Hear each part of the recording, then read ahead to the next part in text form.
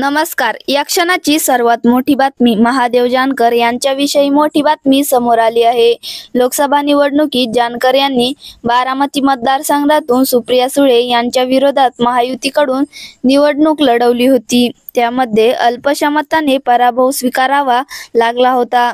त्यानंतर 2014 साली देवेंद्र फडणवीस यांच्या मंत्रिमंडळात ते 5 वर्ष कॅबिनेट मंत्री देखील होते.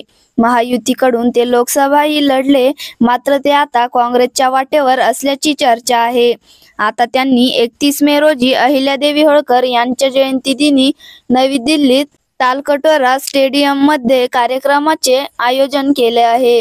या कार्यक्रमाला लोकसभेतील विरोधी पक्षनेते राहुल गांधी, ज्येष्ठ नेते शरद पवार, समाजवादी पक्षाचे अध्यक्ष अखिलेश यादव यांच्यासह इंडिया आघाडीचे प्रमुख नेते मार्गदर्शन करणार आहेत.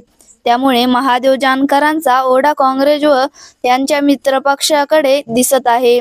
ते आता काँग्रेसमध्ये जाणार आहेत बोललं जातंय. लोकसभा निवडणुकीपासूनच जानकर यांची पावले महाविकास आघाडीकडे वळताना दिसत आहे.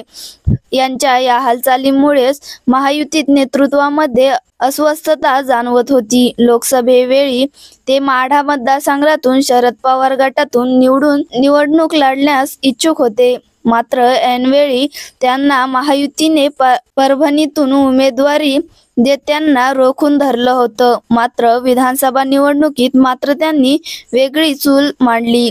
जानकर यांचे पश्चिम महाराष्ट्रातील काही मतदारसंघात वर्चस्व आहे. बारामती व आसपासच्या मतदारसंघांमध्ये महायुतीच्या संभाव्य मते फोडू शकतात. विशेषतः राष्ट्रवादीच्या गटांमध्ये मतविभाजक रोखण्याच्या दृष्टीने काँग्रेसला बळकटी मिळू शकते. या पार्श्वभूमीवर भाजप आणि शिंदे गटाला स्थानिक स्तरावर नव्याने समीकरण तयारी करावे लागतील.